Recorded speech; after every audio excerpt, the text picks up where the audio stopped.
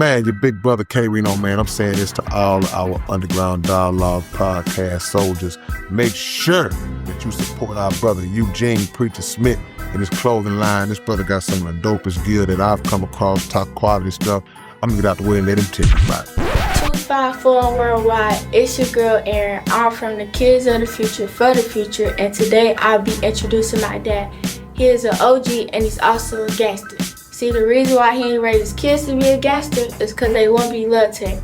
Now I be teaching y'all a song and I want y'all to listen, because if you don't, you'll fail. If you do, you won't fail. You'll get an A. So here I go. Fifth ward finest, lamp under my feet, keep my front shining. Got my sister on the line, breaker 19. It's traveling season, so devil get behind me, devil get behind thee, devil get behind thee. Everything we do, God co-signing. Now guess who driving while y'all keep wild? We keep God smiling, that's why blessed keep piling. Now that's 85,000. Keep CCLIV. 254 Worldwide. Welcome to CCLIV land, where we keep it 100, on strong, 365. So you know we're gonna keep it CCLIV. Hey, this is my brand that I created to be able to save our youth, to make sure they don't receive 25 years in TDC and make them eligible for 4 years of college on any level. You can find us at www.ccliv.bigcartel.com and www.keepitccliv.bigcartel.com.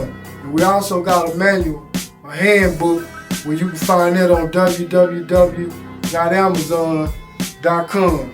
Research CCLIV Chronicles and Guidance, and you will find it.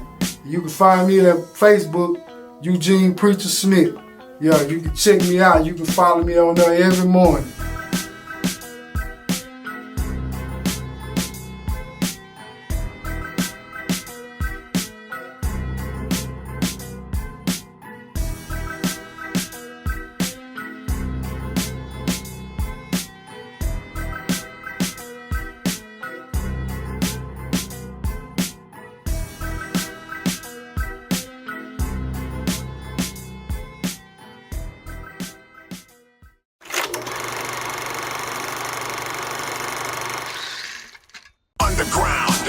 Underground dialogue. We gon' tell the truth. We ain't scared like a lot of y'all. Matters who they are. Do we bow? No, not at all. Dropping bombs on this wicked world, so it gotta fall.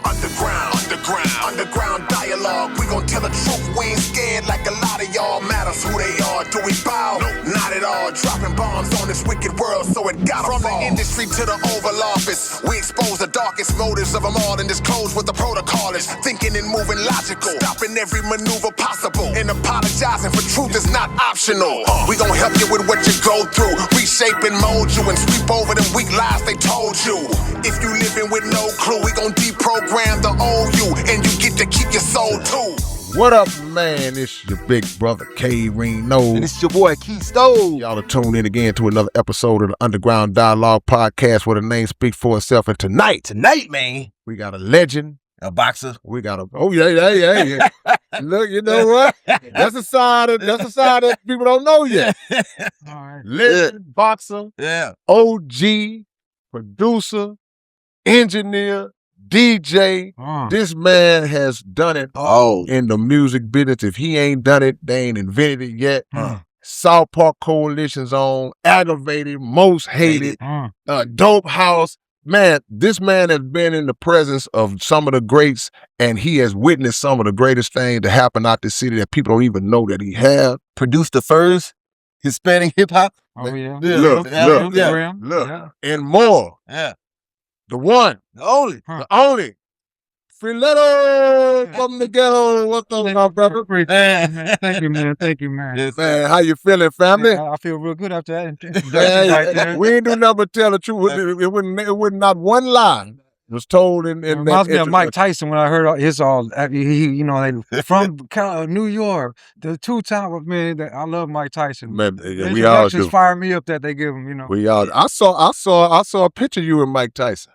Oh yeah, you got a chance to meet Mike. Huh? Yeah, man. So that's kind of like my childhood hero, one of my mentors. Like I love Tyson. Yeah. Man. Well, when we get into the boxing discussion, we're gonna definitely circle back around that. Yeah, man. What I wanted to say before we get into it, the first time, and I probably have told you this before, the first time I saw you, we was at some club, and I remember. And AC was there, AC Chill. Yeah. And so salute to my brother. Yeah. Shout out. And man, all we heard was, I'm dude scratching like a madman. Yeah.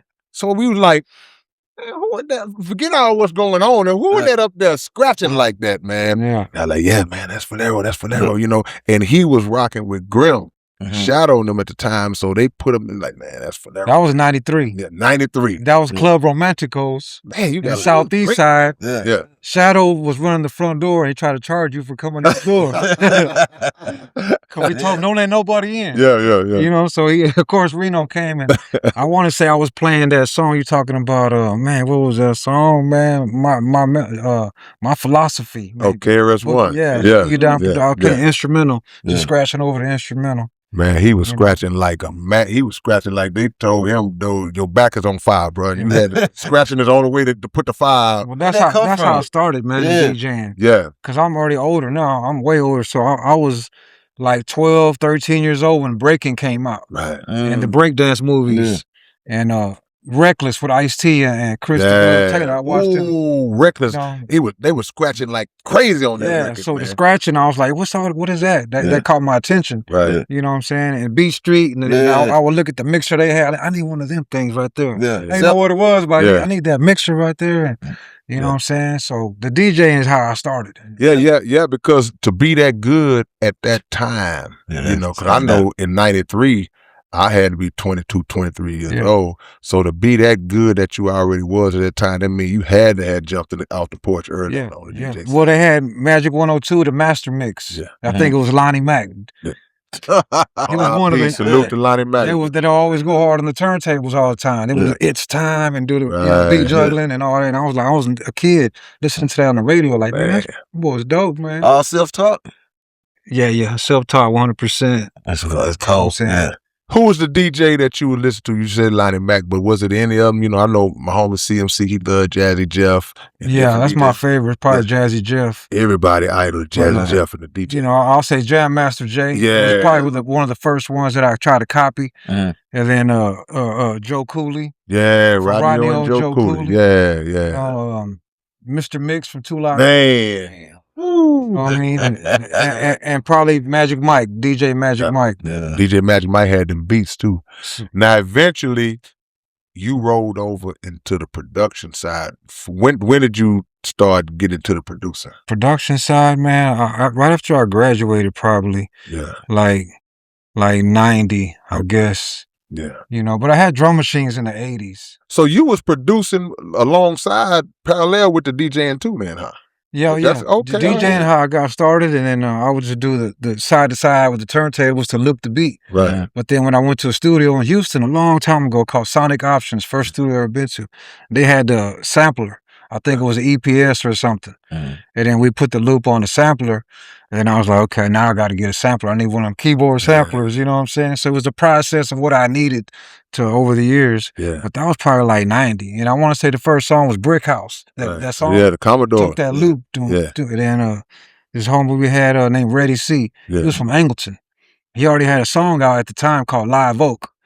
And Live Oak was back in the crack era days, you know what I'm saying, in Angleton. And there was a street called Live Oak. But that tape had some bang on it. It was like a bass tape with a rapping about the hood, you know what I mean? And he had came to one of my parties that I was doing in Freeport. As a kid, I would rent out the hall and just DJ the party. And people would come, I charged like $5 to get in. But he came to the party and he had a cassette out in Brazoria County. You know what I'm saying? So me and him linked up and he took me to his studio. You know, and at that time, there was hardly nobody out at the time. But I came to find out Mike Dean at the time, the biggest, he was out of Brazoria County. I didn't know he was playing keyboards for Selena and all that back in the days. And he had produced this group from Freeport called Def Squad. He was one of the producers. Because I didn't really know that until I started looking up Mike Dean credits like lately, like a few years ago. Like, man, he's from Brazoria, he's from right here. You know what I mean? So now he's one of the biggest producers, you know what I'm saying? Yeah, one of the most well respected. That we had Face in here. He was talking about if it wasn't for Mike Dean, he wouldn't have needed the tiny desk. Yeah. When Mike had to come through and save the day on some real instrumentation. musician, real super, man. When did you first meet Grimm and Shadow? Grimm, I want to say I met Grimm in '92.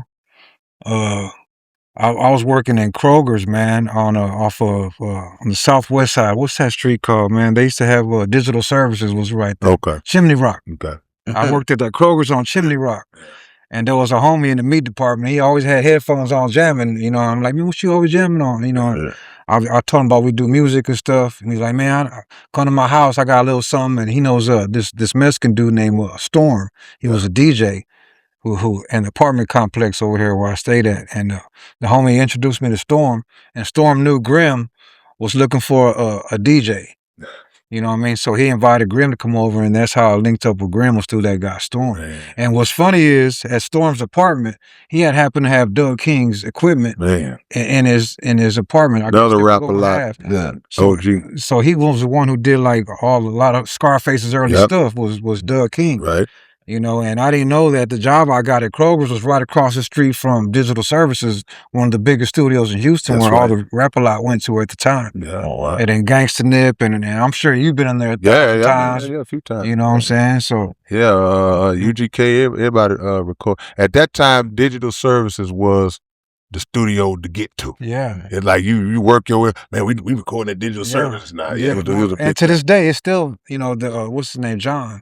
John Moran was the owner, and the other engineer, man, what's his name, bro? I can't think right now. Yeah. But he's super still in the game. As long as we've been in the game, these engineers been in the game too. Mark Kidney. No doubt. You know, so them boys been in the game just as long as we have. Right. If not longer, you know what I'm saying? So engineers don't get that credit either. That's right. You know what I'm saying? Which one, by the way, he's an engineer too. Oh, yeah. He engineer my stuff, man. Yeah, no question about it. Man, what I wanted to ask you, because you was with us, you know, when we first got with Grimm and all, then start coming around you guys like this, like, man, that made us so much stronger as a South Park Coalition. We appreciated y'all so much because, number one, y'all was dope, but number two, like I told Grimm Shadow, I think that the Latino fan base that we have all the way to this day, y'all are greatly responsible for that, bro. Right. You know, because what y'all was doing at the time, y'all the first. Yeah. Make no mistake about it. Yeah. And so it's like those audiences merged and introduced us to them and them to us. The culture just man. And it was just a marriage, man, a match made in heaven. So when Grimm came out with the Making It Matter Words and Southeast Latin Sector album and all that, but later on, y'all ended up at Jam Down during doing the Most Hated and Aggravated. Correct. How did y'all end up going to Jam Down at the time? Because y'all came right when Keke was doing it. Well, Grimm, that was under his dad. It helped him out. His dad's a lawyer. Okay. So he helped him with the knowledge to put that record out under his own label. Help Grimm out. Okay. Yeah. So his dad was, I guess, one of the executive producers, you could say. You know what I mean? So I always wanted to have a group. Like Ghetto Boys, NWA, I was always a group type person, DJ and, you know, a bunch of MCs, you know what I'm saying? So Grimm was a solo artist, but we had rappers that were affiliated on that album. So I went back to Freeport after we produced that album and showed my uncle. My uncle's kind of real smart guy, you know what I'm saying? I showed him, look, this is what we did, but I want to start a group. You know what I mean? And he believed in me, and he went and knocked me off the ASR 10 keyboard to make beats with. Because that was the thing, you had to have one of them back in the days to do it. So, you know, we did Aggravated album, and we got signed at Jam Down. So y'all did the album first, and that led to the deal, or y'all got on Jam Down, and then the album came out of there? We recorded the Aggravated album out of Jam Down. Oh, y'all recorded at the studio? At Jam Down. Okay, I got you now. Off our own. Right. Yeah. Paying for time. Yeah. Wow. Okay. So Al D was, I guess, one of the artists at that time. That's how I met Al D. And so Patrick Lewis was the CEO of Jam Down. He seen how we were doing with Aggravated. And then, you know, after the Aggravated album lasted 1 year on the tour with the Aggravated. And then my uncle had produced a contract for everybody, but some people signed it, some people didn't. You know, it wasn't together, you know what I mean? And it just, so some signed, some didn't. Grimm didn't sign. So in the end, I ended up burning the contract. Yeah. You know what I'm saying? I was like, fuck it, burn it. Ain't nobody starting over now. Right. But by then, it was already split sides. Right. You know what I'm saying? So we wanted to stick together, me, Grimm, Loco, and the core members. Right. You know what I'm saying? But my uncle still invested his money in he wanted another aggravated album. So he made his own aggravated. Gotcha. You know what I'm saying? But so we signed with Jam Down, which was PAT, Jam Down, but he was like, we got to have a new name because that name is not my company. So the Most Hated was supposed to be called, the second aggravated album was supposed to be called the Most Hated, the title. That was the title album. Yeah. Right. So we had to drop aggravated, just ran with the Most Hated. Man. And I really didn't like it because it was a negative word, but it just what it was. Yeah, aggravated. Aggravated. Man, both of I them. didn't, But I'm glad you cleared that up, because I don't think a lot of people knew how the two names came about. So your uncle, he didn't have a label. He just had the kind of. We had Aggravated Records. Which that was the label. My label, and my cousin Balasso was kind of the the DJs, and he was the executive, put the money in. Yeah, and then the rest of the guys didn't want to sign. Yeah, well, some signed, some didn't. Yeah. Was it more so they weren't comfortable with the terms of the contract, or what was it? Yeah. I guess Grimm didn't get a chance to get his dad to look at it. You know what I'm saying? And it was just kind of fast. Other guys jumped in. Yeah. It was just a big commotion. Yeah. What made you go the other way and say, okay, well, I love you, but I'm going to go ahead and go That was weird. Yeah, you know what I'm saying? I ain't gonna lie. That was crazy, man. But as a business move, it was better for me to go somewhere else. But I understood his business also. Right. Yeah. I get it, but at the same time, look, I'm finna sign with a new label. They finna give me an apartment and a bonus and all that type. I got studio. I'm on another level now. Now I'm signed to an actual label. Yeah. You know what I'm saying? Yeah. I remember Grimm came in here, he was speaking about you and your famous apartment, to where y'all just be out there all night. Oh, yeah. I'm sure there's a lot of apartments in H-Town going down right now. Ain't no different. Y'all been through the same thing. Fogged out, jamming, you know what I'm saying? Going hard all night, getting in trouble. A lot of them songs got me kicked out of a lot of apartments. I ain't gonna lie. It rang a bell. Free World. Yeah. We were banging that Free World song, making that beat. Probably heard the same beat over and over and over and over. Get them boys out of here, man. You know what's crazy too? You gotta have a special relationship with your neighbors, boy. Yeah, you do. I went to Rob Quest, Coffee Brother. Mm-hmm. I went to Rob Quest one time. He was staying in 3rd Ward, and this dude had a whole setup inside that apartment. Yeah, man. And when I did a song with him, man, the music was so loud, and it was nighttime, and I was like, man, your neighbors, oh, they cool. Man, they got to be really cool. It's crazy because really cool. Filero has produced some stuff for me. It's funny how we haven't did a lot of work, but 2 of my most controversial songs that I ever did, he did the beat.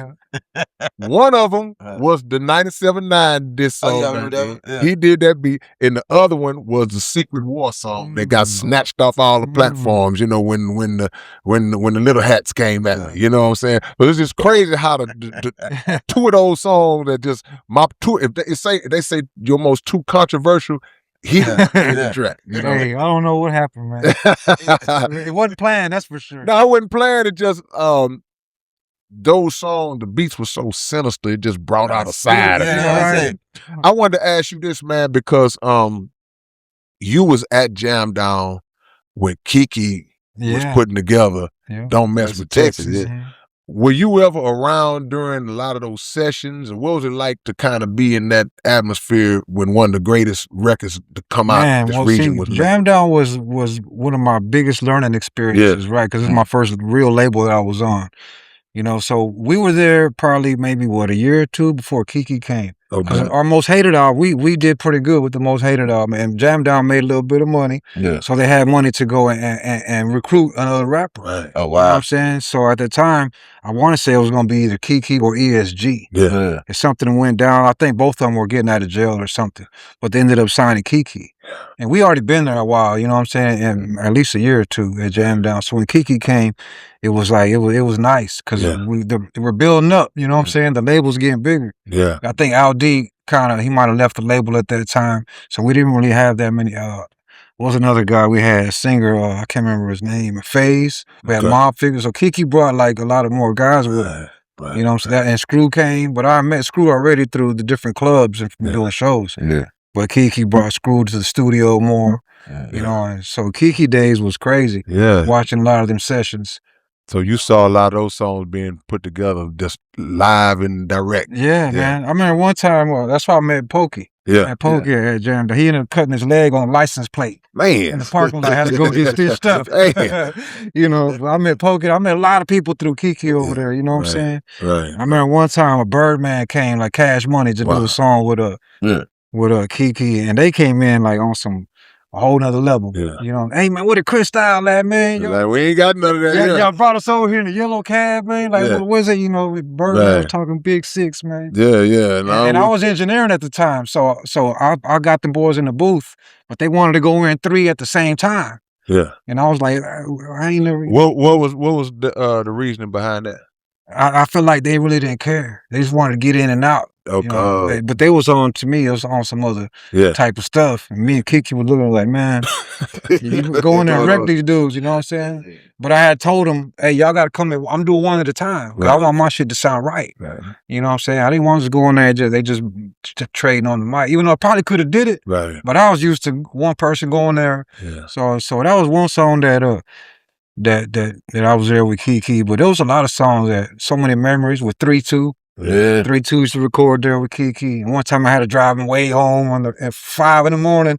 You know, he liked to take his time writing. Right. So Jam Down was just, man, so many different memories. Bushwick Bill came for like a week. Didn't never leave. Didn't leave. Bushwick M.O., boy. We did about 30 songs and, you know, hey, do another one, man. No, I'm like, man, bro, we did 1,000 songs, man. So when Most Hated and all that started to take off, because I remember because the album cover was so iconic. Yeah. Just that white background and all y'all just lined up like that, man. To this day, that's one of the coldest covers. And with the coldest intro, you did the song on the intro. Oh, yeah. You know. Most Hated intro. I wasn't going to pop like that, you know what I'm saying? Intros are cold, man. Intros are important to me, man. Was that the Strength and the Numbers y'all did on that album, too? That was on the Aggravated. Yeah, that's what I had. Yeah. That was the click song that we learned from SPC. You know what I'm saying? So to this day, we still do like a click song. I call it click song. Man, I was honored to be asked to be on the intro like that. Yeah. But when that album, because Aggravate had already popped off, but what was it like when y'all first started getting that hood fame and it started to grow into like, man, we really doing this for real. We good shows and all that. Yeah. What was that like? Man, it was crazy because I don't know. It was kind of hard to explain at that time because there's so much different things coming at you. That's when you kind of separate yourself from like the fans and then the artists now. Like before, we just hood dudes, you know what I'm saying? But now it's like we got to kind of keep our distance between these crazy stalking girls, fans, these crazy dudes. And, like we're getting caught up in shit. People want to pull you this way, and like you know, I want to be a friend because you in the studio, and just a lot of extras. People think you're rich, and just it brings so much negative attention. Yeah, but you know too, another dynamic. How many of y'all was on that cover? There was 7 of us on the cover. Right. So how did that? Because I know to this day, y'all good today, but I know how things happen when it's that many, because we've been through it all too. Did y'all have any ups and downs and situations? Oh man, yeah, because I can imagine it was. Well, even in Aggravated, it was like we do a show for, let's say you do $2,000 show or something. You got to split that money up 5 ways. Yeah. You know what I'm saying? And like, man, bro, then one guy might only did like 1 line or something. Right. Like I want my cut. So split. I'm in the group. So, you know, and then Most Hated was 7 guys and the label. Right. You know what I'm saying? Yeah. So it's so similar to NWA's story. Because you go back and look at NWA and the Posse on that 12-inch cover, they had about 10, 12 guys on the NWA and the Posse. You know, then when the album came out, you know, time just does its own thing. You know what I'm saying? Like, okay, some guys just didn't make it. And, you know, I always wanted a lot of guys to come together to see, I know some are going to fall off. Right. Who's the ones that are going to make it? You know what I'm saying? Like, I wanted everybody to get a chance. I was always about putting everybody on. Yeah. I didn't want to be greedy and just me and me and Grimm and that's it. Nobody else. I wanted a group and bring up the culture. You know what I'm saying? Right. So that's why there was probably 7, because we didn't mind. We wanted. Yeah. We wasn't worried about the money. Right. We always said we were about the music, not the business, which was a terrible mistake nowadays. But back in them days, we were all about we ain't worried about the business. We love the music, which was retarded. Yeah. Because you being a producer, you probably get half off top. Yeah. Publishing and all that. Yeah. Don't let me get started on the business. You know, it's educational because, to your point, when you come into the label and everything's good in the beginning, and you have this trust for this person who believes in you, but the motives are not always lined up in your favor, because the label, look, I say it all the time, it's like being at the gambling casino. The house always wins. You know, and that it's about what else is going to fall from the table that you can kind of gather up. But when you got that many people in it, see, it was going to be tough if Filero was a solo. If Grimm was a solo, if y'all was a duo, sometimes it's still hard to get your bread, you know. But that many hands in a pot mixed in with having to go to war with these labels. But I wasn't in a bad position because I'm the producer. You know, and Shadow helped me a lot too. But like you say, that's half right there. You got the music, then you got the words. That's 50-50 in my opinion. Was you up on publishing back then? Was you familiar with it? I didn't understand how it worked, but I knew not to sell it. Not to sell it. Through the Snoop Dogg and the Too Short. I forgot what the lines were in the songs they had, but don't sell your publishing. You ain't even know why. You like, okay, if they say do it, I ain't gonna do it. So in the 90s, we didn't have the internet to check up on all that type of stuff. And so, you know what I mean? The labels weren't finna tell us about publishing. No. Even they might not have even understood it. They're damn so. That's right. Cause back then it used to be just for like movies, if yourself was gonna be on the radio. Now if you was underground, you didn't really. They was like, they made so many laws since then that fixed a lot of problems, man. Because at that time, it went from what was all Napster and all that. That was a few years when rappers free music. Making nothing. Right, they were taking your music. We would, man, bro, and it was bad until so they made a lot of laws during that time, and they're still making laws, and we still ain't getting paid, but .0000. Come on, man, don't get us started on that.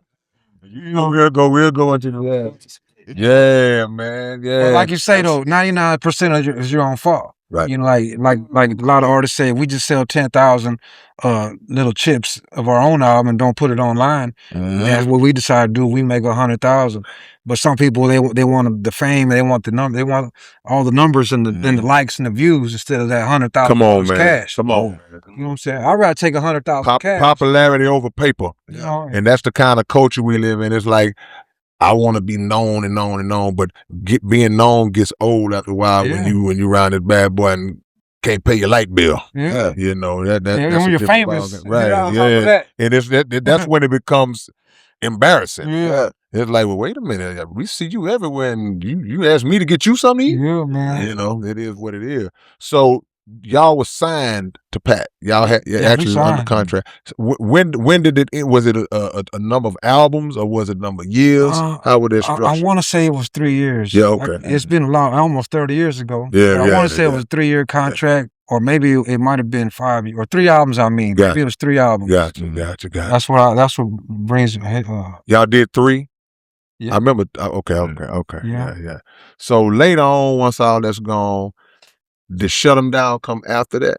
Right after that was, what happened was Grimm ended up leaving the group. Right. He went to Dope House. Right. And after that, Patrick let us make our own decision, and we decided to go. We could have stayed. He could have kept us. But he let us go. So me, Ike Man, and I can't remember. Loco, and the rest of us went and signed with we didn't sign, but we had one of the homie out the hood. We did 713 Stunners back in the day. It was on R&R. My boy Big Nay and Money Rich from Southeast. But they got in trouble. They went to the feds or something. So they didn't last too long. And that was a group called 713 Stunners. And that was in like 99. But that was real quick. And then we ended up meeting D-Town from Shut 'Em Down Records. And then Shut 'Em Down Records was a whole nother different level of the game to me. You know, to me, that was like my going to death row. Oh, wow. You know what I mean? From Ruthless to Death. Yeah. Because it was like that between Shut 'Em Down and Dope House. Old rivalry. Yeah, it was the rivalry. Like Yeah. East Coast against, You know. Yeah. They did it. Yeah, it was a rivalry for sure. But it wasn't that. It was a playful rivalry. Yeah. Sometimes the homies got down on the sidelines. You know what I'm saying? Scrapped it out every now and then. But for the most part, that's all right though. You know, SPM would come to our studio, and we had albums together still. Like the Screwston album was Shut 'Em Down, produced by me and my partners, but came out through Dope House. Yeah. Oh wow. You know what I'm saying? No, that's on the cool. That's all right because it was still a semi-working relationship there, even though we was rivals because we coming up, we coming up, y'all coming up, we coming up because a lot of people wouldn't have been able to still kind of get down like that. And then, like say, if it was a problem, then y'all just box it out and then don't nobody even got especially back then. You know, that happened now. It's gonna be 5 people around doing this. You know, it'd have been all over the internet. That's like the Cash Money and No Limit. Yeah, right. Yeah. See, that wasn't gonna happen in the Cash Money No Limit day because they uprising. So that's kind of dope to me that y'all was able to work like that. You know. Yeah, it was cool. And Rashid and Lil G, they came over and did an album for the Wet Blackout. Shut 'Em Down. Yeah. Oh yeah. And see, the thing is, so your role at Shut 'Em Down was now what? Just artist or artist producer? Or? Mostly producer. Yeah. You know, and I was still rapping. Yeah. But I was more about putting the label on, putting my partners on. Yeah. You know, I want to be a producer and put out records. You know? Who came over there with you? Was it just you? Me or Loco? Loco went. Ike, man. Really everybody except everybody except Grimm. Okay. And Lil Bean came. Yeah. That was Ike Man's cousin. Right. So we had Bean and then was Villain over there? Yeah, Villain. Because he was with South with everybody. And then at that time they had Big Flake and Sin was part of Fat Texas. Right. Which was D-Town's also record label. Right. So D-Town owned like a couple of record labels. Straight Lace that was a different thing back in the day. That was D-Town. Fat Texas was D-Town's. And then we did Shut 'Em Down. D-Town was the realest. I want to put that on the camera, bro, because when I got with Shut 'Em Down, D-Town was the one who, no questions asked, what you need? Boom, boom. Like the first time I met him, one of the first times I met him, well, I'll give you 2 times. The first time I met him, it was like a hotel or a bar or somewhere, and there were like 20 Mexicans. I couldn't get to that man. Right. He was like, he's on another level. I could peep the game right. This man, it's like being a movie scene, huh? Yeah, bodyguards around you. It's hard to get to this man. Right. The second time I met him, he probably took me to, what you need? We're going to Guitar Center or Mars or somewhere back in the day. And just touch whatever you need. I need one. I knew you like baby in the candy stuff. Yeah. Man, bro, we got all the top notch stuff, you know, everything, the whole studio, and set it up right there on Telephone Road. Right. And so D-Town was the first one to, you know, he had the high rise, he got the cars for us, and you know, took care of everything, so we didn't have to be in the streets. Yeah. Right. Because some of us was selling, you know, whatever we was doing. Right. And he didn't want me doing that no more. Nah, well, what you need? You know, like, okay. Yeah. So, you know, Shut 'Em Down was one of my favorite times producing, bro. And Rich, you was there the whole time, huh? I was there on the back. Fly to the I was there on the back scene the whole time. Yeah. Just in the cut, huh? From Texas City with Simon and them boys. For now, we was flipped out demolition, thugging and pimping. Yeah. We was a group as well. So Filero had crossed us and took us to Dope House. Right. He was trying to get us on and get us. This is back on Hustletown merry-go-round. Okay, the big record, So we was all listening into on that, but some chaotic shit had happened, you know what I mean? Simon, Slow Mo, and SPM had got into it, so we were only there for 5 seconds, and we ended up leaving, so I ended up meeting Carlos about maybe 3-4 months, and met him at Kaplan. So we had crossed paths again. He's like, man, I remember you. You know what I mean? And Filero had brought you to us. You know what I'm saying? So we just needed a place. We was in Galveston recording. We needed a place to record. So he's like, come to the Dope House. You know, the door's open for y'all to record the album, Flipped Out Demolition. Man, that's dope. Yeah, but Filero, I wanted to ask. Now, go ahead, Rick. Nah, Filero's the main reason of everything of why I'm here today. Yeah. You know what I'm saying? Yeah, but you know, he's a tree, man. You know, when you're a solid tree, a lot of branches, a lot of fruit fall from that tree, man. You know, to this day, and I never heard nobody say a negative word about it. You know, everybody ain't gonna like you, everybody don't like me, whoever. Right. But I've never heard nobody just And I've been dealing with Filero for years. I ain't never had no issues, you know what I'm saying? Y'all my mentors, both of y'all. You know what I'm saying? I mean, I've learned a lot from him and especially you, you know what I'm saying? So he's put me underneath his wing, and I mean, I had to fall back on some shit that I had going on, life shit. But yeah, I'm with HTX Records now because of him, and we've been getting it. Oh yeah, we talk about the new songs and some new stuff we got. Oh yeah, we gonna. One thing I know if you, I know he was. Oh yeah, Let me ask you this too, because I wanted to talk about the Bring It to the Table album real quick before we transition to Dope House. Shut 'Em Down album. Right. So that was your first record on Shut 'Em Down? Yeah, that was the first record. Okay, that was in 2000. When it was X-Ray. X-Ray, okay. Yeah. Now the funny thing that stood out to me, Keith, was the old school pen and pixel cover. Yeah. We all had them, boy. Yeah. You recognize where them covers from anywhere. They wasn't cheap. Yeah, no, they wasn't cheap. I tell people all the time on this very show, man, we was getting robbed. That's what I'm saying. For sure. $8,000 a cover. Them pixel art. Yeah, little pink art. Man, nobody was in the graphics game back then. It was in the thousands though for them covers. That's crazy. You think I would joke when I said 8,000, 7,000, 5,000? You know, but nobody knew the game. Videos back then. too. Yeah, it's expensive. Oh, see, without a doubt. Everything was expensive. 25,000, 30,000 were cheap for a video. Back that was cheap. Yeah, you know what I'm saying. So, that was your first album where just you had to be predominantly featured as a rapper, because that's the first time it was just a couple of people in the group? Well, no, Bring It to the Table was actually a compilation of everybody from Shut 'Em Down. Gotcha. And I'm rapping, here and there. Gotcha. But it was mainly bringing out different artists, bringing it to the table. I got you. And then after that, then whatever else we dropped after that. Yeah. But D-Town was dropping a lot of compilations to get a lot of his money back. Yeah. You know what I'm saying? It was a lot of business things going on. Like, I don't spend $700,000. Let me drop a couple of albums. I get something. Yeah, to get this bread. Yeah, y'all were going through Southwest at the time? Yeah. Okay, yeah. It was hard to get your bread sometimes. They paid now. Looking back on it, you missed them days now compared to how it is now. You missed those days then. So what ended that run and then the transition over to Dope House? We Shut 'Em Down? Yeah. Oh, man, there was a couple of robberies but in the label in between people, you know what I'm saying? And then Lil Bing, I just got locked up for the murder case. Yeah. And he was a big part of the Shut 'Em Down, what we were working on. Right. I was getting him on the radio a little more instead of so many hood songs, you know what I'm saying? We were touching the House Party song was coming out with him and Big Flake. That was Bing was about to pop off. Yeah, Bing was about to jump, man. He's already cracking. Then he caught the murder case, and then Ike Man and D-Town got into it, you know what I'm saying, over some stuff I was just talking about, some robberies stuff going on. Yeah. So, and then that was like in 2005 when I left. Right. And then I had met like a lawyer, and he's like, "Well, you don't have your own label," telling me why. And I never really wanted my own label. I didn't want to deal with all that. You had already seen it. I didn't want the business responsibility. But I thought about it. He's like, "You got to do it." So I started HTX Records in 2006, I believe.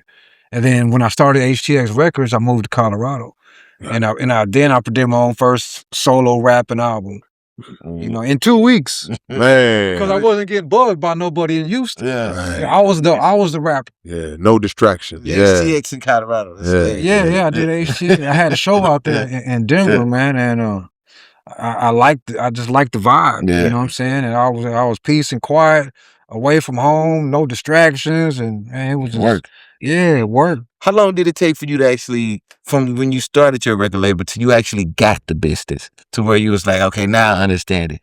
Well, I mean, kind of when I started HTX, I kind of already knew what publishing was by then, and I kind of had it down.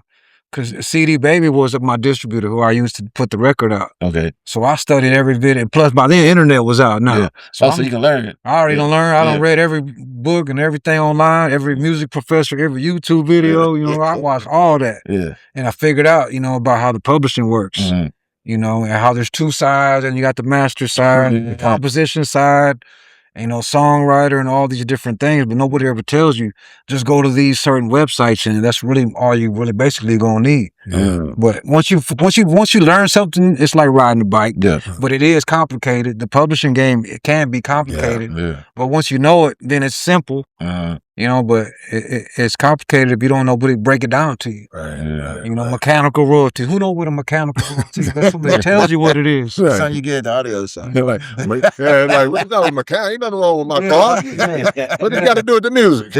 So you got all these different royalties that people don't know. Mechanical royalties, sync license. You know, people don't know what even sync even means, and all these different types of who wrote the song, who produced the song, like all these different. Who's the performer? Might be different than the songwriter. That's a different check. I understand. You know, everything is just so weird in the music. You know what I'm saying? I think that was done on purpose a long time ago.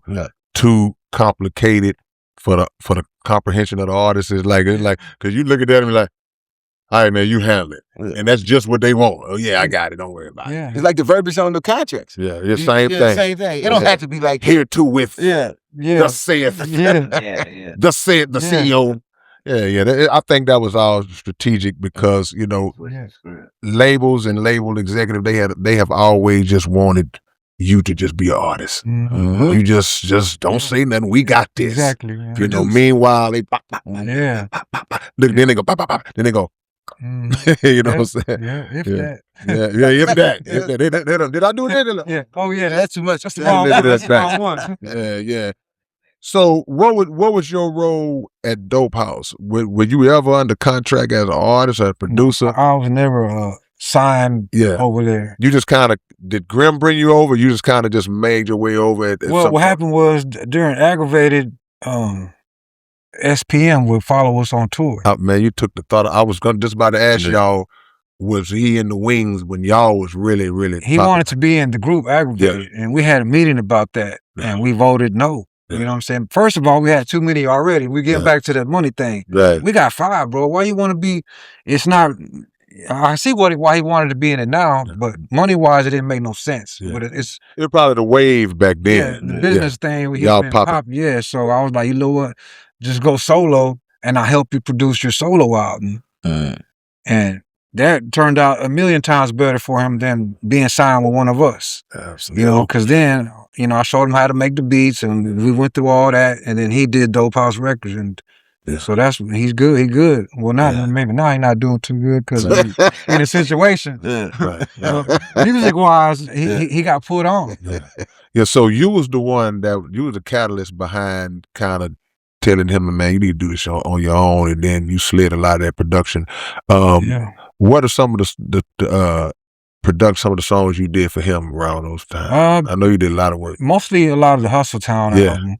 You know, so Hustle Town, that song, I did a lot of drums on most of the whole album. A lot of, I guess, Block of Rock. I did like a bunch of drum rolls, beats, melodies. Like, you know, at the time, I'm thinking about Snoop Dogg and Dre and Manny, all this stuff I'm listening. Every time somebody asks me what I did, I hear the influences also. Like the Bout It. I kind of took that little sound and kind of put it on a couple of songs. Like, you know, I took the Dre, the Worm did the drums from Led Zeppelin, and all these ideas and put them on, you know, the record, you know. No, I could hear a lot of that influence. Crazy thing I can hear. I'm glad you didn't put him in the group because he wouldn't flow with the group. Now that I'm thinking about how the collection of Aggravated was, that would have just stopped them. Cause y'all had a chemistry. You know, because one thing I know about back then, and I can't speak for now because I don't know, but back then, all of the rap groups, rap cliques. We was all friends too. So you had that natural friendship and that chemistry translated over into the music. Whereas now maybe it might be these guys sound good again. Let's plug them together. So the chemistry had to be on point. It can't be something that I could just say, he can rap good, bring him in. You know, always line up like that. But then they were rapping fast, you know, fast flipping and speaking. Different styles, you get those guys. Carlos, different. But matter of fact, I still put him on the first song on the Click song on the Most Hated album. He was the first verse of Warriors. And that's like that song like a very popular song to a lot of fans. Oh, that stuff. I'm going back. The first person to rap on the Click song was always very important to me. Who came out first? They start out. Yeah. You know what I'm saying? So I always wanted to put somebody who stick out with the craziest voice. You know what I'm saying? And for that song, he was the craziest new voice at the time. Yeah, man. You know? So that was the first time he was actually on the shelf. Yeah. You know what I'm saying? Yeah. On the Most Hated album. Yeah. So y'all started to see his rise, and I know because we all saw it. We all saw it come up. What was the thought process then? Because I remember talking to Grimm, and I always make sure that I give Grimm his card. Like, dude, you was the first, man. You was the first. You know, what was y'all's reaction? Was y'all like proud of him? Like, man, this dude doing it, or was it like, hey man, we gotta step our game up? Or for Los? Or for Los. Yeah. No, happy for him business wise. Right. You know what I'm saying? I ain't never been mad for another man getting his money. No question. You know what I'm saying? Like, even after we had our disputes, I still helped him out. Right. You know, I still went back over there. Like, we're like brothers, man. But now we're like brothers who ain't gonna ever talk again, probably. You know what I'm saying? Because some people just grow apart. Yeah. You know what I'm saying? But that was some crazy days right there, man. Yeah. Messing with all that. I think that y'all's contribution to that label, though, should be acknowledged, you know, even if, because like say, we're about bringing people and bring a situation together, but some situations can never be mended, and you got to just respect that. But I'm still a firm believer of any individual who comes up, they don't do it on their own. So all of the contributions that y'all put in, all the time y'all put in, I just feel like it's something that should be acknowledged. Oh, that'd be nice. By everybody, Yeah. you know. You know, like Grimm, I feel like Grimm was put on the back burner. Yeah. Once he left Jam Down. Jam Down, he was like one of the four rapper in the front. But when he got to Dope House, I don't know how long it took for his album to come out. You know what I'm saying? Like, it just wasn't the same. Yeah. You know what I'm saying? That's kind of what I was upset at. Like, you know, Los got a big team because, you know, he opened the album cover, you see like 30 records. Kind of like the Master P, like No Limit image format. But in reality, only certain things are really coming out. But it looked good. You know, paint a picture, you know, then he got the deal for like $400,000 or something, but people thought it was $30 million deal type stuff. Like the rap game was just so made up. It's crazy, you know what I'm saying? You know, even to this day, people still hit me up like, but man, I didn't know it was, I feel you now. They used to hate me, but now they see where I'm coming from now, you know what I mean? Like, man, hey. Yeah. You ever, what you think about, like, because not too long ago they had hip hop's 50th, right? Yeah. And then in the city of Houston, they was shouting out so many people that was like the pioneers of Houston hip hop. Yeah. But I didn't hear your name not too much at all. What do you think about stuff like that when you are prominent? You're a prominent figure of Houston's hip hop. I'm kind of used to it because being in the game, the first Mexicans, like even my group was called the Most Hated because how the industry was treating us, and even by our own people. You know, it wasn't even by the black folks or the white folks. It was our own people too. Really? You know what I'm saying? 'Cause we came in there just wanted to have fun with the rapping. Next thing you know, we different side of town don't like us. This label don't like us. California, now we jumped to a whole nother level. Like, man, it's crazy, bro. Yeah. You know? I think that you make a great point though, Keisto, because again, it's the same thing like I just said with Dope House. Y'all's contributions are not being acknowledged enough, you know, by the whole. Now, the people that's boots on the ground in the culture, the fan base, they know. Yeah. You know, I done been around this man too many times. I done been around Grimm. I done been around when we on the ground, and I see how the fans still react and love them, you know, but it's a travesty when I won't say mainstream Houston, but I'll say mainstream Houston. Yeah. When they don't get the acknowledgement from whatever powers that be. Exactly. To say, well, hold on, man. We have to make sure that this sector of our hip hop culture gets mentioned and gets known. You know, it can't, it's no disrespect. We love everybody that have set part of the foundation, but it can't just always be about the names that was on the radio or the ones. But you know, I feel though, Bill, but action speaks louder than words too. We still doing it. Yeah. So us doing whatever we want to do. Yeah. It's louder than somebody trying to, y'all can acknowledge us or they can give us a plaque or something, whatever, or, you know, but we know what we doing. We happy. Right. We used to that. That people they gonna catch on later on after somebody dies, and then they gonna later on when it's beneficial to somebody. I don't. That's the part I don't like, because the fact of the matter that y'all are still doing it means that it's easy to see that y'all are still, the work is still like still right there. I ain't got a, I can just turn this way and I might say, oh, they over there doing, oh, they got an event over here, they doing this here, they putting out this record. So nobody's perfect, and I always show love to the people who put these kind of events together, because I understand that sometimes you're not gonna get everybody. No, but I feel good, you know, being. I feel good being co-signed on being on this show. That's good enough for me. Oh, man. Recognition. I'm getting recognized by K Reno. I don't need no recognition from nobody else. And then you know, and I say the same thing when people. When your roles are reversed and people say the same thing, I say the same thing. I be like, the ones who know. Yeah. And that'd be good enough. But now, me being in the interviewer's chair, I'm like, nah, man, forget that. Y'all need to know, because any opportunity that I have gotten, I always make sure if the conversation, and I don't even like to separate it, but if the conversation, man, you know, the Latinos, and then I'm saying, no.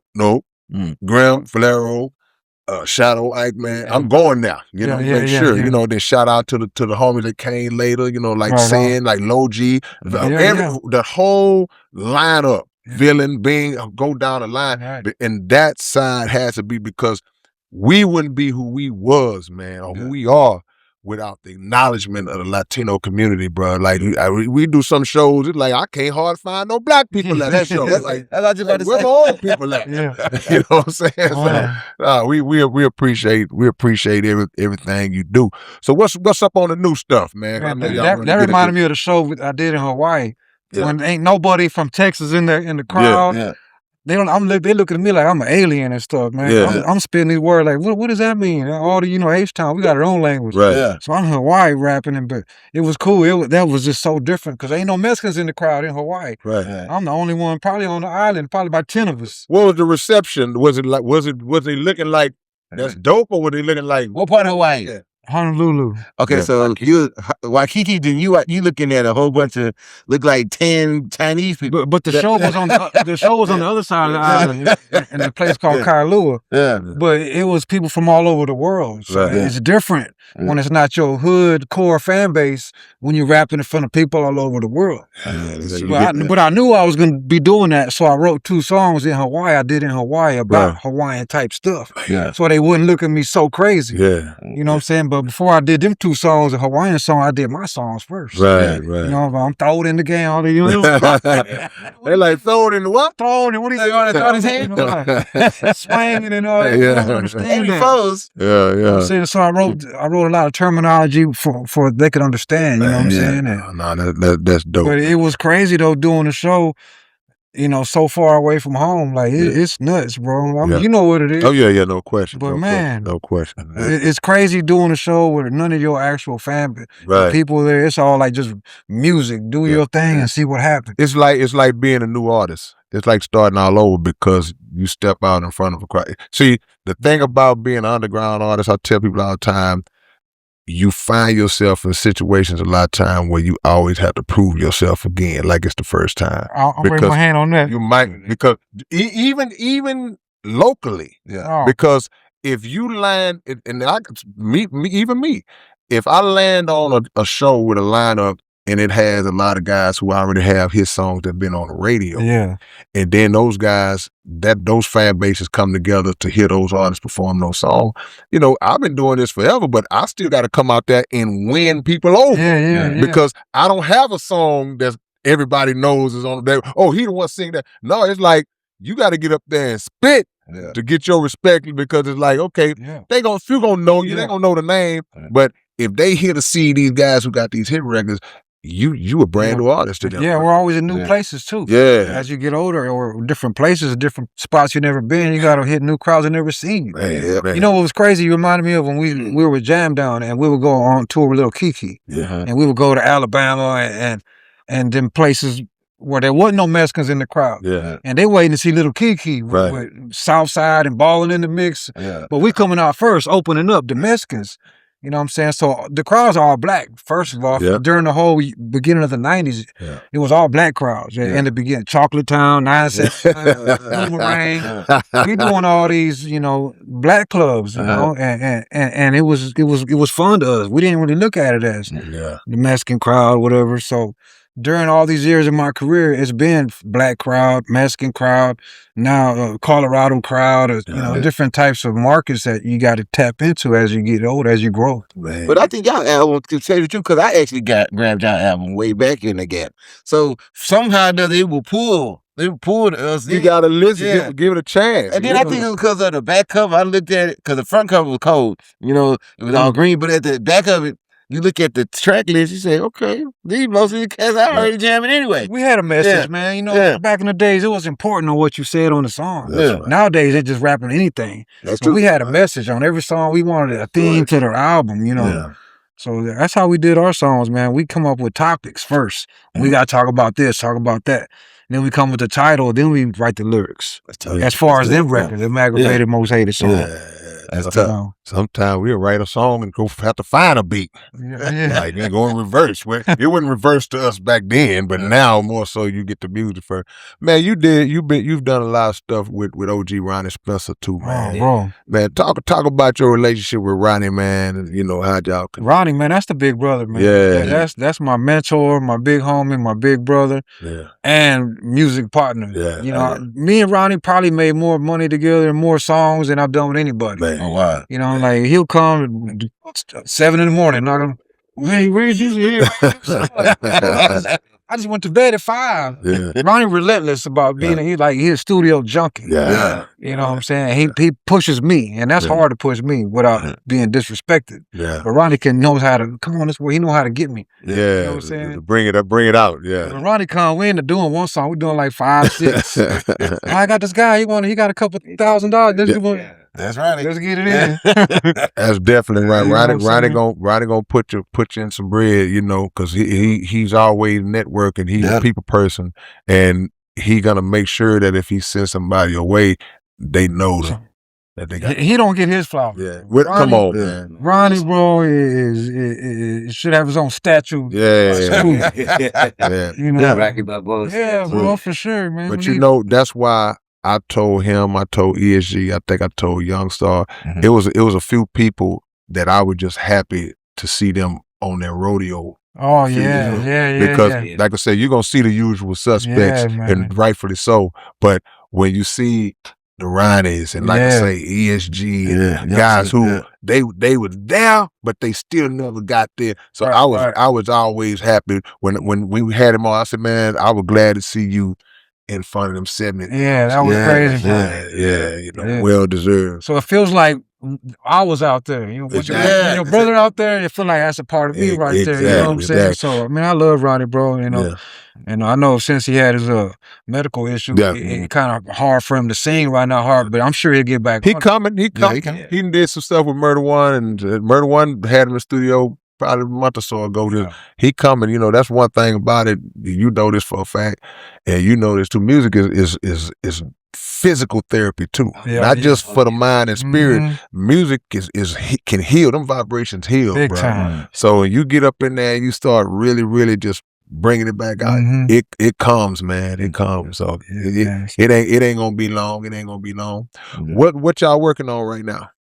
Well, we just finished a song with Slim Thug, believe it or not. I don't really do a whole lot of songs with the Swisher House guys before, but I was happy to do that. Of course, you know what I'm saying? I love the Swisher House and all the guys. But we got to do one with it's called Do It Big. Okay. With me, Slim Thug, the second version, and my boy Rich on the song. Right. You know, and right now Mo Hustle. Shout out to Mo.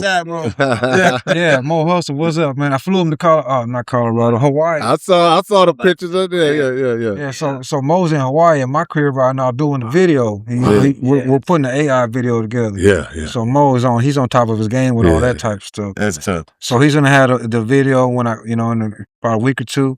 He already got like half of it. It's live. That's gonna be dope. So then, you know, I did 2 new songs in Hawaii, which is I'm gonna shoot them videos out there. Yeah. But it was kind of raining in them last few months. We had like a wet season, they call it over there, and it just rains constantly. And I didn't want to shoot no video on the course of no. Right. It's hard to plan out. But now weather's good, and everything's back to normal. Time to get down. What made you move out there? Man, I went on my birthday vacation last year. Never came back. Oh, Yoli tricked me. Yoli tricked me out there. And that was it. You know, so you shout out Yoli. Look, that's how she ended up living out there. Yeah. She went on a vacation, her and her husband, and then they never came back. I went out there and I was like, I went to the Subway because I don't eat that much pork out there. They got a lot of pork. I went to the Subway. I was like, let me get a $5 footlong. It ain't $5 footlong. Ain't out here. It's $15, $20 foot long. I'm like, what? He said, read the side. It's double, man. But it's beautiful sunsets. Well, it's just what is it, almost 8 hour flight. It's about 8 or 9 hour flight. It's like 5.5 from the West Coast. Yeah. So it's like 9 altogether. So Rich, when how did the collab with Slim come about? How did we wanted to do Paul Wall. He was busy at the time, so we got a hold of Slim, and the guy we did it for, Casey, is a boss of mine that we do a lot of work together, and we made it for his company or whatnot. So yes, for Slim, so we shout out to Slim City. And shout out Big Hev. Yeah. Big Hev. Oh yeah. My partner, you know. Had a lot to do with all that. You know what I'm saying? He made it work and made that happen. So yeah. Have a real one, bro. And they don't know who Big Hev is. That's Baby Bash manager. Yeah. See, I ain't know he had Bash. Yeah. Wow. So yeah. Hev true. Who was Zero, I think. Zero, Slim. He Face. Yeah, he messed with Face now. Yeah. So, man, that's bad. Yeah, so Hev helped us out with that one, and we got Slim. We're trying to get Paul for another one. Yeah. So we're doing it like that, and Mo's doing a lot for us with the videos or whatnot, and got some new tracks coming in. It's nice. Really is, guys. Man. Plus the AI stuff I'm remixing all my albums. Hold on. Elaborate. I know Filero ain't let no AI do no music I'm for him. kidding, bro. I have not done no. Yeah. You know, but people been showing me and trying to get me to do it, man. But I'm like, you know, I don't really need We're it. so used to our ways of the days of what we come from, you know what I'm saying? So it's AI is But you know what I say though, Rich? For visuals, we talk about this all the time. It's fine. Yeah. Fire. It ain't nothing but special effects. Right. You know, and I say the same, I sound like a broken record. I'll never let AI write no song lyrics for me. For sure. You know, but if it's something come together that you incorporated that doesn't disrespect the creative side of the game for me, okay, that's cool. Yeah, but video, I mean, what AI have done, it have opened my mind up to a lot of the science fiction type songs I got, I can actually put together something for it now. You know, without having to spend $12 million to do it. So that's a good side of it. It's a lot of power. It's a lot of power into it. It just depends what you do with it. You can do the good things with it, or you can do the bad things. Videos, we're highly strong with that. You know what I'm saying? As far as the videos, we are messing with here and there, and Mo has a lot to do with that right now. So I love that. Yeah, so Mo's working on that for us, and the Ground Zero album I got. We'll be working on that singles with me and him. That's your solo, or that's my album. Ground Zero. It's coming pretty soon, and Space City. We got. We got a good song called Space City. We got some stuff, man. Yeah, we got some stuff cooking. It's ready to pop. Yeah, we're ready. So now at this point, Phil, all the different entities that you've been involved with, from all these different labels, man, from the very beginning through Jam Down, Shut Down, the Dope House. So now this is all you now. Yeah, 100%. Okay, and that's HTX. HTX. Okay, yes. Yeah. So the culmination of all that. What, if you could think of it off the dome, what's probably the biggest lesson you think that you've drawn from all your past experience moving into your own, doing it yourself, which you've been doing a while, but. Well, business first. I had it backwards in the day. Right. Music first. It's business first, 100%. You know what I'm saying? But once you understand that, you know, you got to be like a secretary to be a rapper. If you're not a secretary, you're not going to be able to register your songs every time you do one. You write the split sheets out. Split sheets is the name of the game. How everything works out. I probably signed 3 in my whole lifetime. Yeah. You know what I'm saying? But split sheets is how everything should be done in the studio, you know, and then there won't be no problems. Right. But you still got to take that split sheet and go to your computer and put the song in every time you do a song. Nobody does it. Yeah. But that's what you're supposed to do. I saw the clip of Candy from Escape. Yeah. And she was talking about she was trying to present that collab she did with Boys to Men back in the days. And they was on some stuff like, we ain't messing with no split sheets. They had a disagreement behind. Oh, man. And she was trying to be on top of her business, you know. It was crazy. I don't know who was right, who was wrong, but when you said split sheet, that made me think about that. Like some people are on it, like you said, in the studio. I've signed split sheets in the studio before. Yeah, just came fresh out, just took the headphones off of hey man, so like, all right, you know. But that's how it's supposed to be. Yeah, you got to respect that. At least you know you're getting a check now. Yeah, no doubt about it. No doubt about it, because you ain't got to sign it if you don't like it. That's why you're supposed to sign it until you make the agreement. Yeah, true. You know Talk about the boxing, man, before you get up out of it. Yeah, man. What made you get in the ring? Was it the industry? Man, I don't know. I like sports a lot. You know what I'm saying? And as you get older, there's not too many sports you can get into. In Colorado Springs, when I was in Denver for a while, they wanted me, I was going to play some football. It's like semi-pro, messing around football. I'm like, man, I'm not going to get hurt playing football. You know what I'm saying? I'm crazy. I'm going to go in there and do some crazy stuff. Go across the middle and get your head knocked out. And then I've always had like a lot of boxer homeboys. Like I was in the county jail one time, and one of my cellmates was an ex-heavyweight champion from Houston.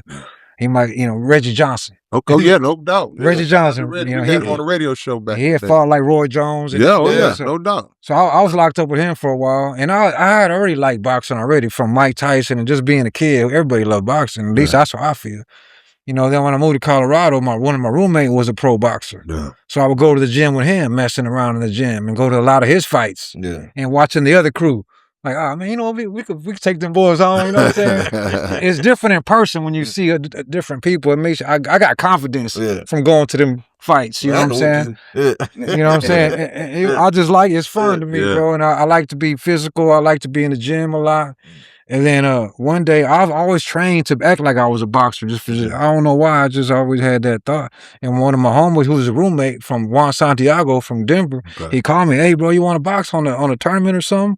I'm like, "Yeah." He said, "You'll get paid too." I said, "What? I'm getting paid? Oh man, how much?" And all this, you know what I'm saying? So that's another thing. You get paid from ticket sales, sponsors. You know what I'm saying? So every logo is like 500, 300. So the money's good too, you know what I'm saying? And so he called me, wanted to box, but then he told me, "Well, you got to be a pro. It's a pro fight." I'm like, "What you mean? No helmet." Pro fight? I ain't never had no amateur fights before. And I was like, "When is it gonna happen?" In like 6 weeks. You be ready in 6 weeks. I'm like, I ain't never boxed in my life as far as with the gloves and you know what I'm saying? Right. So I went in there and thank God I was already in shape. But I wasn't in fighter shape. Right. So I got in fighter shape within 6 weeks. And I did sparring as much as I could sparring. Just to get used to the banging, Yeah, you had to get used to it, man. And my first day sparring, day one, I had sparred my homeboy. He got like 37 pro fights, you know, so I'm going with him 4 rounds. That's good. You know, so I'm going rounds in the sparring. Like, sparring is harder than the actual fight. Right. Because sparring, I'll fight you one round, then him next one. Him. You getting a fresh fighter. He just seen where your weakness is. And he fresh. Yeah, he just seen, look, if you fight me, he seen all your weaknesses. Yeah. Now he going to stay with that. Yeah, But that's to build up your stamina, though. Yeah, so you getting beat in the gym. You're gonna get whooped in the gym, man, you know. I heard this thing with, they had Muhammad Ali's first wife, and she kept saying, "Don't fight your spar people." Like the spar person was trying to put on a real fight with him afterwards. After he done sparred with you, know your weakness, and say, "Okay, now let's fight for real." Yeah. No, they've done that before too. A lot of fight, even with Tyson. You know, I guess I think one of his fighters who sparred him and ended up beating him later on. I want to say Holyfield. Yeah.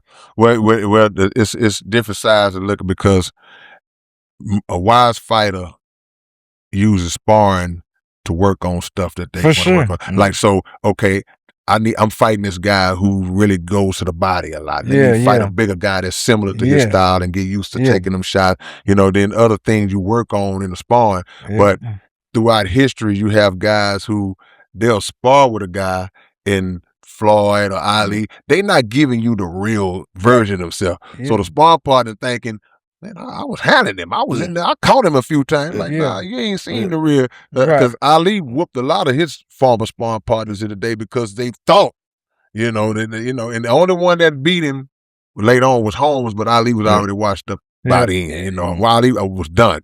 But Holmes was one of his sparring partners too. But the boxing training. And that's the hardest. Oh my God. The training is hell. Yeah, but I don't think what I'll do is really nothing compared to the guys I watch that I get motivated from. Cause I'll turn the Mike Tyson video. I just did 5,000 sit-ups, and I ain't doing no 5,000. I ain't doing 500. Floyd used to be running home from the club. Yeah. So. But that's the beauty of it, because look at all the time that you put in production. You wanted to do that. Your passion was to do that. You bring one of them cats and say, hey, Floyd, we're going to be in the studio probably 10 hours. He's like, no, I ain't. I'm going to go. Yeah. So everybody had that passion that time don't even mean nothing to us, because that's what we love to do. It's the same with them. Yeah. They get up at 4 a.m. and run, and they're like, I ain't doing that. The COVID messed me up, man. Yeah. Because I was really deep in it. And then the COVID hit, and then everything stopped for like at least a year and a half. Yeah. And then when it did open up, my coach caught coronavirus, and that messed it up for another thing, man. And that was Termite Watkins over here. He was another pro fighter. Yeah. You know what I'm saying? But now in Hawaii, I did look up where the gyms at around here. Maybe I could find one, you know what I'm saying? So I did kind of find one. Yeah. So I'm going to try to work my way in there again. Man. It's fun, bro. It's like sports to me. It's like baseball. You know, hit and miss, bro. Yeah. No, it is. That's I had with it in the training was Mike. You good? Let me see. Go ahead. We lived in Colorado, and living with this one, you gonna go grind. You gonna do something. I need somebody to punish, man. Not me. Come home, and from the end of the day, it ain't the end of the day. We straight to the gym. We're doing this. We're doing that. We're gonna go walk this 2,000 incline. Oh yeah, man. That's the one that you was telling me about. Like, man, you gonna walk? When I get there, I never had time, because Yoli was telling me about some mountain that y'all was walking up. That's it. And I play basketball, so all I used to see back in the days when the Rockets would go play the Nuggets in Denver, they would always be having oxygen, good altitude. So, and I used to want to see if that would really affect me when I got up there. But I didn't do it. I never went. I didn't have time to do it. I always wanted to hoop out there, and I always wanted to walk that. How about the show you did in Denver? Did you feel different rapping the verses? No, look, he came back different? I didn't. No, one time I went. I lost my voice, but I think I got sick though. I don't think it had nothing to do with the altitude, but I lost my voice. My voice was gone so long, bro, that I got worried. I'm like, hold on, man. It's been a week and 4 days, and I'm still, man. I'm like, man, it might be it for the kid. But now, I always wanted to see. I wanted to run somewhere. I wanted to go hoop just to feel that. If it was real, I think that's why the Broncos are good. Yeah. And it makes you stronger though. Yeah. Okay. It really did. For the 2 months that we was working out hard. Yeah. I mean, it made your win capacity a lot stronger. Yeah, that altitude. Did you go somewhere else? You running like it ain't nothing. Yeah. When I first got there and I went to tie my shoe and went down. Yeah. When I came up, all I saw was spot work. You was breathing. Yeah, you was heavy breathing. Yeah. It hit me for about a week. And we started really going to the gym and hitting it hard. So it definitely made me strong. When I came home, I was like, I can breathe a lot better. You know what I mean? With the verses and everything that we kicking, I'm spitting. Well, that's what the Olympic training ground is in Colorado Springs. They did that on purpose. Huh? Yeah, that's intentional. Olympians train there. And I didn't know purposely he was doing that for me, you know what I'm saying, which was a good thing. Getting you right. So he got me right for sure on that. You know how many rappers that's all I have to say. Can't even get on stage and perform their stuff.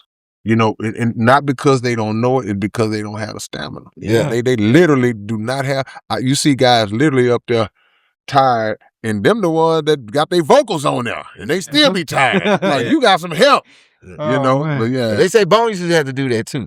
Run around and still rap. Running rap. Because of the speed that they rap at. You know, like, yeah. Well, man, anything that's coming out, y'all let them know when they can get it, when it's going to drop, how they can get it, how they can reach y'all. Man, that might be a trick question because I might not put this on like Spotify and all that. Yeah. So what I'm thinking about doing with my next album, I'm gonna make these NFC keychains or NFC keychains. I forgot what it's called. Yeah. But it's basically like a small mini CD on the keychain, and you tap it to your phone, and all the songs come up, all the merchandise. And you know, if I sell them things for $10, $20, come on, Filero. I ain't gotta worry about Spotify making $1 million and I'm making and that's $500. That's not something new that you done, huh? Because there's a couple albums I was looking for you, and I ain't see on the platform as well. Yeah. I might take them all off eventually. Yeah, but I'm gonna redistribute them, remaster them, everything with the physical product. Man, that's so dope. You know, because trust me, bro, Keisto will tell you I ain't lying. Yeah. We have every artist that come on this show at some point, the controversy of the streaming payouts is gonna come up. So when to hear you talking about doing the different innovative way to make sure that the money that physical back to physical, and physical don't necessarily have to be a CD. It could be what you talking. It could be a USB. However it comes about. That's what we need because we got to take the power away from these cats that just and it's really easy. Just go back to the basics. You know what I'm saying? Come on, man. Get a USB, sell a USB. You ain't gotta. And that's basically what we're gonna be doing with the NFTs and the USBs and a little bit of the platform, but.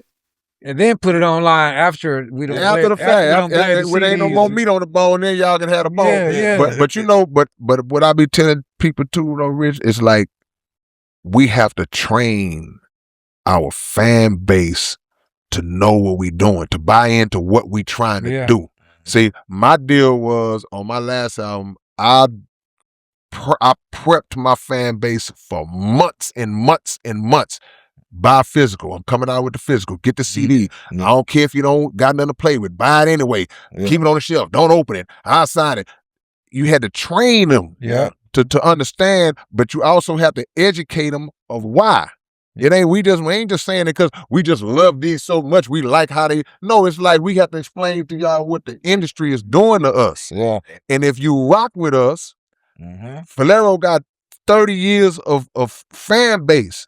If you rock with him, get it how he presenting to y'all, and that's gonna keep him free and independent. You know, compared to that, because the fans don't know how the streaming networks. They don't know how it works. They don't know the payout discrepancy. They don't understand. They're telling me put it back on Spotify. I'm like, not yet. It's gonna be on Spotify.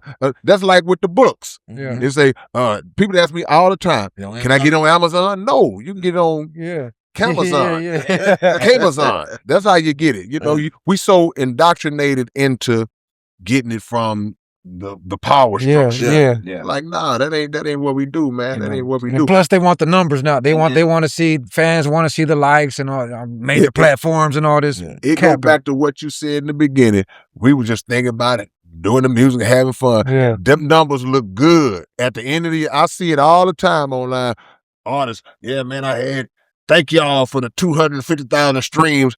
How much money did you make, bro? Off them 250,000 streams. You bragging on the number of streams, but I guarantee your pocket don't reflect that. That ain't the same. It don't reflect that. And then burn the turn how they do us and all this streaming, you know. So we come back from popping the trunk and selling. We don't fight it. If we don't fight it, it's not gonna change.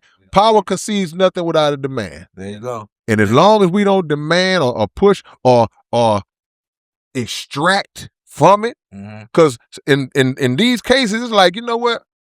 I ain't even trying to argue with y'all no more. I'm just gonna, like Filero say, I'm just gonna find a different way to do it and do it like that. Y'all stay over there. And it's more fun too with the physical. Yeah. Then I can go down the beach and, hey, what's up, girl? Tap this on your phone. Come on. Tap this on your. What is that? It's something new, bro. Like, you know. Come on, we gotta think outside the box. Yeah, no question about it, man. No question about it. Remember, brother, we appreciate you, man. Yes, sir. You are a legend, bro. Like I say, OG pioneer, man. You deserve just to be held up to the moon.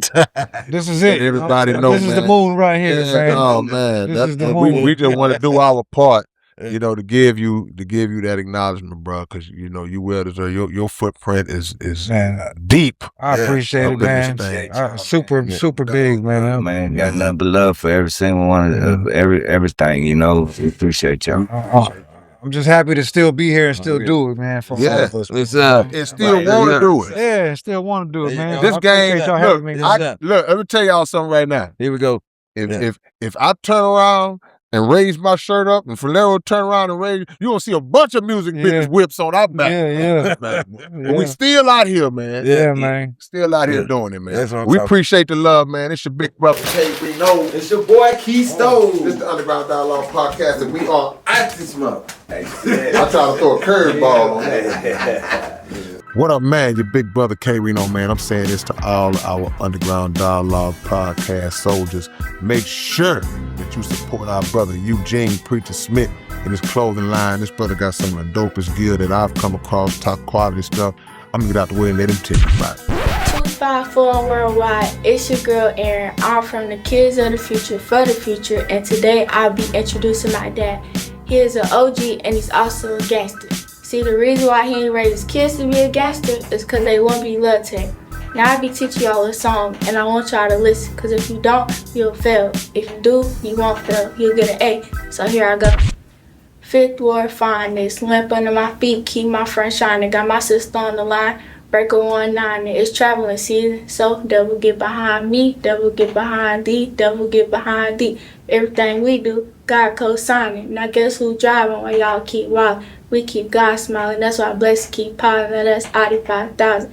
Keep CCLIV. 254 Worldwide.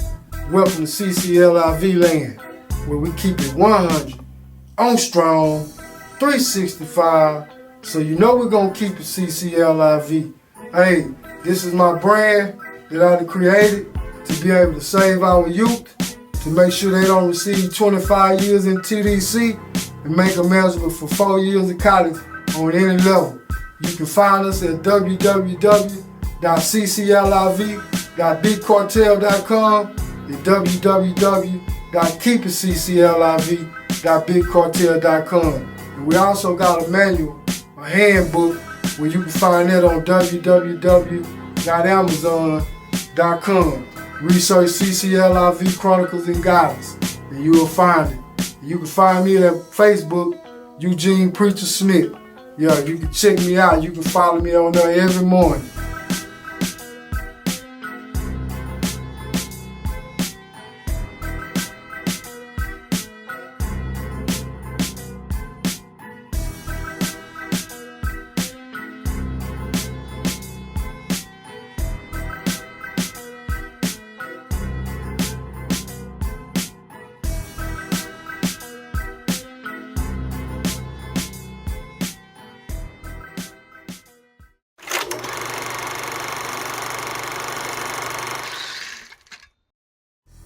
What up, man? It's your big brother K. Reno. Look, man, my brand new album is out, man. The Industry.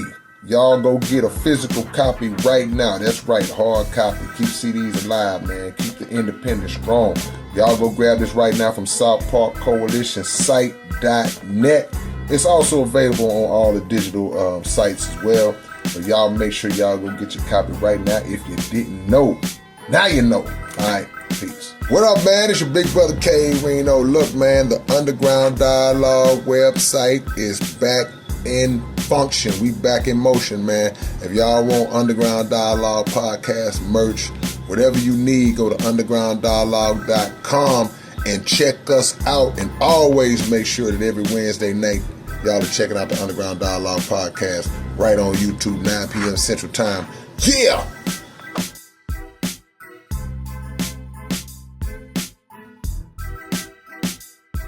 What's up, man? It's your big brother K. Reno, and check this out, man. The Underground Dialogue podcast is offering advertising opportunities, man. You can promote your business, you can promote your video, your song, whatever it is that you have, man.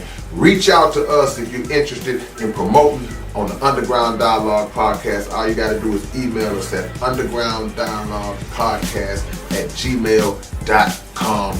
Get it. What up, man? It's your big brother, K. Reno. I'm proud to announce that I'm a new brand ambassador to this new brand of clothing and shoes called Volas. Y'all make sure that y'all support this. It's already available. Houston-based company, straight out the A's. Look at the quality of the packaging itself. We ain't even got to the shoes yet, man. And this is just one pair of shoes, one design. They got all kinds of dope designs of shoes that you guys can choose from. Go to volas.biz and find your order, find what you want. Wide selection to choose from, male and female items, and I'm proud to be a part of it, man. Community workers, versatile products, Volas, manufactured in Italy. Look at the quality of this box, man. Y'all don't know what it is, man. Catch y'all later on.